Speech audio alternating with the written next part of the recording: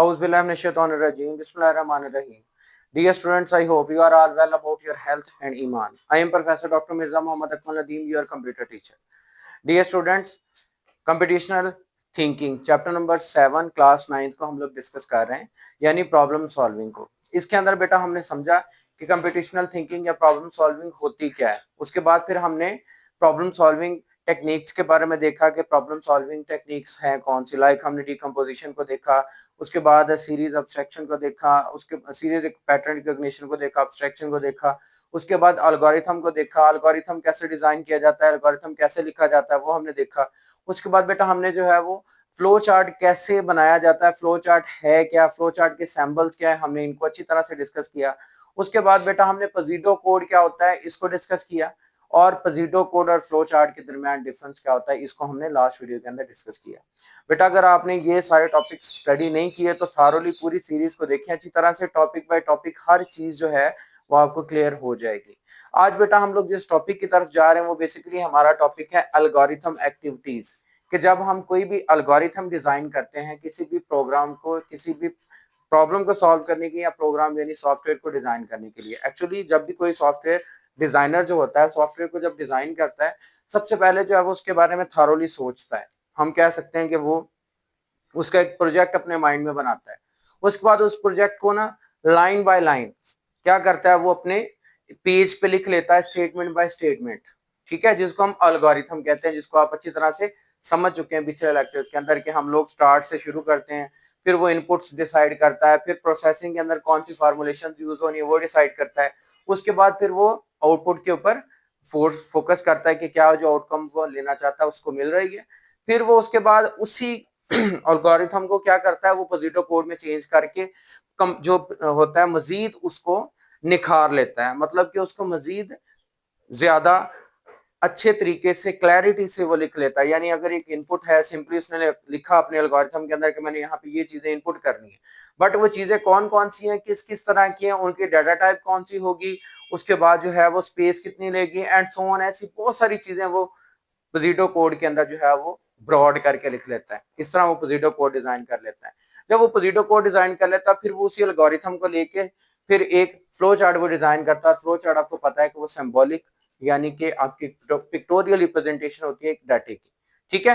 फिर वो इसको क्या कर लेता है एक पैटर्न की सूरत में जो है वो एक सीरीज जो है वो उसकी सूरत में एक जो सैंपल्स हैं उनको बना के इनपुट प्रोसेसिंग और आउटपुट की सूरत में जो है वो लिख लेता है। फिर वो फाइनली उसको रख के अपने सामने फिर वो सॉफ्टवेयर जो है वो डिजाइन करना शुरू कर देता है। इस तरह उसको प्रोग्रामिंग आसान हो जाती है। तो बेटा एल्गोरिथम एक्टिविटीज के अंदर जो है वो हमारे पास बेसिकली 3 पॉइंट्स हैं जो हमने माइंड में रखने हैं कि जब भी हम लोग एल्गोरिथम डिजाइन करें तो कैसा होना चाहिए एल्गोरिथम, जिससे एल्गोरिथम इतना ज्यादा अच्छा हो, इतना ज्यादा सादा और आसान हो कि जिसकी मदद से हम लोग किसी भी सॉफ्टवेयर को अच्छी तरह से डिजाइन करें। सबसे पहले हमारी टेक्निक आ जाती है डिजाइन एंड इवैल्यूएशन टेक्निक्स। इसके अंदर ऐसी टेक्निक्स का इस्तेमाल किया जाता है and these techniques are essential to understand how efficiently they solve the problems. मतलब ऐसी टेक्निक्स, ऐसे तरीकाकार इनपुट करने के हों, चाहे वो प्रोसेसिंग के हों या आउटपुट के हों, जिनके थ्रू हम किसी भी प्रॉब्लम के सॉल्यूशन को अच्छे अंदाज में सॉल्व कर सकें। यानी वो टेक्निक्स बदल बदल के और इवोल्यूटेड हों, यानी मतलब नई से नई टेक्निक्स, जदीद टेक्निक्स इनको हम कह सकते हैं, जिनकी मदद से हमारा वो जो एल्गोरिथम है, वो जो हमारा सॉफ्टवेयर है, जो हम प्रोग्राम डिजाइन कर रहे हैं वो बहुत ज्यादा इफेक्टिव होगा और बहुत अच्छा डिजाइन होगा। यानी पहली बात ये है कि हमारा जो इवोल्यूशन टेक्निक्स के थ्रू हमें एल्गोरिथम डिजाइन करना होगा कि इन टेक्निक्स के थ्रू जो एसेंशियल ये जरूरी होती है कि हम एफिशिएंटली किसी भी प्रॉब्लम को अगर सॉल्व करना चाहते हैं तो हम इस टेक्निक्स को यूज करें। उसके बाद टाइम कम्प्लेक्सिटी कोई भी सॉफ्टवेयर है, कोई भी प्रोग्राम है, उसके अंदर जो है वो सबसे ज्यादा जो चीज मैटर करती है वो टाइम की करती है कि टाइम मैनेजमेंट कितनी है, कि मतलब वो जो हमारे पास प्रॉब्लम है हम उसको सॉल्व कर रहे हैं, उसको सॉल्व करते हुए हमें इनपुट से लेके आउटपुट तक पहुंचने में कितना टाइम लगेगा, इनपुट पे कितना टाइम लगेगा, प्रोसेसिंग पे कितना टाइम लगेगा, आउटपुट पे कितना टाइम लगेगा, और अगर हम उसको सिंपल से सिंपल, आसान से आसान और अच्छे से अच्छा बनाना चाहते हैं तो हमें क्या क्या उसके अंदर टाइम मैनेजमेंट टेक्निक्स यूज होंगी। तो उसके लिए जो है वो हम लोग टाइम कम्प्लेक्सिटी का भी ध्यान रखेंगे। इसमें क्या टाइम कम्प्लेक्सिटी मेजर्स, ये किस चीज की मेजरमेंट करती है, हाउ फास्ट और स्लो एन एल्गोरिथम परफॉर्म्स, कितना तेज या जो है वो कह सकते हैं स्लो जो है वो कोई भी एल्गोरिथम चलता है यानी परफॉर्म करता है, जिससे सॉफ्टवेयर जो है वो चलेगा। It shows the running time of an algorithm. Running time मतलब जब एल्गोरिथम को हम रन करेंगे, मतलब जो हमने सॉफ्टवेयर डिजाइन किया उसका जब एल्गोरिथम रन करेंगे तो उस वक्त changes as the size of the input increases, कि उसके अंदर जो चेंजेस आएंगे उससे इनपुट का साइज किस तरह इंक्रीज होगा डिक्रीज होगा, क्या उसके अंदर मैटर्स करेंगी चीजें। ठीक है, मतलब हम कह सकते हैं कि टाइम कम्प्लेक्सिटी के अंदर हमने टाइम मेजरमेंट करनी होती है इनपुट के लिए, प्रोसेसिंग के लिए, आउटपुट के लिए और ओवरऑल पूरे के पूरे एल्गोरिथम के लिए कि इस टाइम पे इस टेक्निक को यूज करते हुए कितना टाइम लेगा। बेटा इसके लिए मैंने यहाँ पे दो नोटेशन जो है ना मैंने यूज किए। इसके लिए ना बिग ओ यानी बड़ा ओ जो है वो नोटेशन यूज की जाती है, यानी इसका सैंबल यूज किया जाता है। जिस तरह हमने फ्लो चार्ट के डिफरेंट सैंबल्स पढ़े ना, पैरेललोग्राम है जो प्रोसेस के लिए जो है वो उसके रेक्टेंगल यूज होती है, पैरेललोग्राम इनपुट आउटपुट के लिए यूज होती है, अव्वल स्टार्ट और एंड के लिए यूज होती है। तो यहाँ पे ओ नोटेशन यूज होती है किसके लिए, अगर हम लोग टाइम कम्प्लेक्सिटी कहीं पे जाहिर करना चाहते हैं उस एल्गोरिथम को लिखते वक्त। सो लाइक ओ एन लिखा हुआ तो मतलब एन हमारे पास एल्गोरिथम है यानी उसकी इनपुट है या नंबर है, उसके लिए ओ हमने लिखा, इसका मतलब है कि उसकी टाइम कितना टाइम वो लेगा। सेम इसी तरह लॉग एक्स लिखा हुआ है, लॉन्ग एन लिखा हुआ है मैंने, ओ एन लॉग मतलब इसके लिए कितना टाइम चाहेगा। सो दो एक्टिविटीज एक के एवोल्यूशन टेक्निक्स यूज करें, उसके बाद दूसरी चीज कौन सी है कि टाइम कम्प्लेक्सिटी टाइम मैनेजमेंट इसके अंदर करके रखें।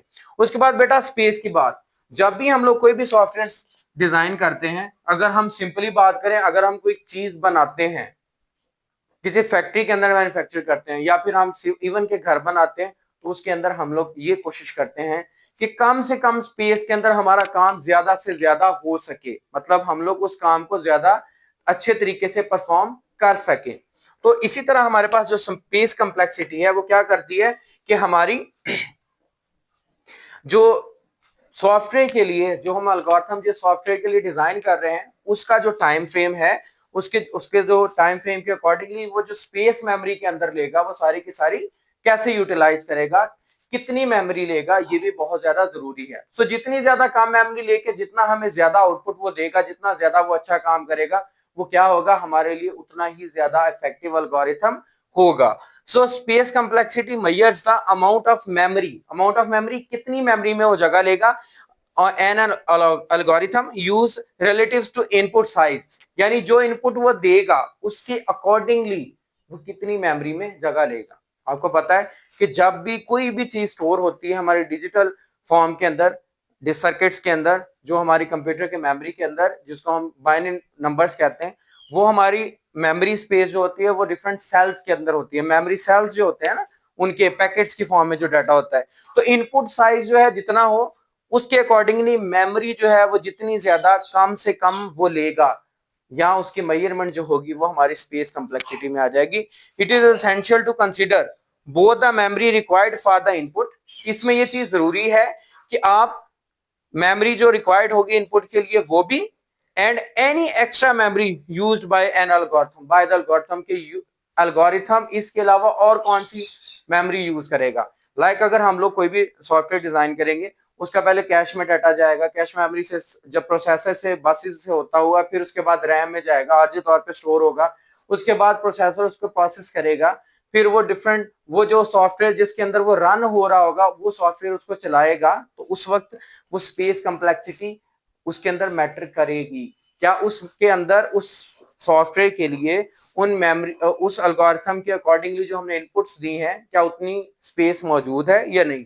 तो उसका कंपैरिजन कर लेना कि हम लोग ये सॉफ्टवेयर इतनी मेमोरी का डिजाइन कर रहे हैं, ये इनपुट इतनी होगी, इसके लिए मेमोरी यहाँ पे इतनी मौजूद है और ये इतनी आउटपुट देगी। इन सब चीजों को जब हम मेमोराइज करेंगे, उनको कंपेयर करेंगे, उनको प्रॉपरली मेजर करेंगे तो हमारा एल्गोरिथम उतना ही ज्यादा अच्छा और बेहतर बनेगा। सो स्पेस कम्प्लेक्सिटी जो है वो हमारे लिए वो भी एसेंशियल है जिस तरह हमने पहले किया। तो बेटा एल्गोरिथम एक्टिविटीज के अंदर हमने आज ये पढ़ा डिजाइन एंड एवोल्यूशन टेक्निक्स, कि जब भी कोई भी एल्गोरिथम हम डिजाइन करें उसके अंदर लाजमी तौर पे ख्याल रखें कि आपने वो जो टेक्निक्स यूज करनी है वो ऐसी हो जिसके थ्रू हम लोग नए से नए अंदाज में उस सॉफ्टवेयर को अच्छे से अच्छे तरीके से चला सके। उसके बाद टाइम कम्प्लेक्सिटी, उसके अंदर टाइम का ख्याल रखें कि वो कम से कम टाइम में ज्यादा से ज्यादा जो है वो काम कर सके। लाइक आप लोग जो है वो कोई चीज ढूंढना चाहते हैं, एक लिस्ट है हमारे पास 10 आइटम्स की, उसमें से आसानी से हम लोग विद इन सेकंड हम लोग कोई 10वें नंबर पे, 8वें नंबर पे, 9वें नंबर पे कोई चीज पड़ी हुई है, हम उसको ढूंढ लेते हैं। लेकिन अगर हम चाहते हैं कि वो चीज, वो 100 से ज्यादा नंबर है, हजारों की तादाद में नंबर है, तो फिर हम लोग या तो सर्च कमांड का यूज करते हैं। तो फिर इस तरह उसको ढूंढने के लिए हमने एक अच्छा एक जो टाइम मैनेजमेंट सर्चिंग का ऑप्शन था वो यूज किया, यानी टेक्निक्स के थ्रू। तो इस तरह हमारी टाइम कम्प्लेक्सिटी थी वो आसान होगी। तो इस तरह जो है वो हम लोग टाइम कम्प्लेक्सिटी का भी ख्याल रखें। उसके बाद स्पेस कम्प्लेक्सिटी का भी ख्याल रखना है कि जब एल्गोरिथम डिजाइन करना है तो अपने सॉफ्टवेयर के अकॉर्डिंगली कि जितनी मेमोरी उस सॉफ्टवेयर को कम से कम चाहिए और वो ज्यादा से ज्यादा हमें काम दे, वो उतना ही ज्यादा अच्छा सॉफ्टवेयर होगा। तो उम्मीद करता हूं बेटा कि आपको ये वाला आर्टिकल इसी तरह से समझ आ चुका हो। कोई भी कंफ्यूजन हो, कोई मसला हो, तो मुझे लाजमी तौर पे आप लोगों ने कमेंट बॉक्स में बताना है। इसके अलावा कोई भी हेल्प की जरूरत हो, पिछली वीडियोस को लाजमी देख के इनको सीखिएगा। जजाकल्लाह।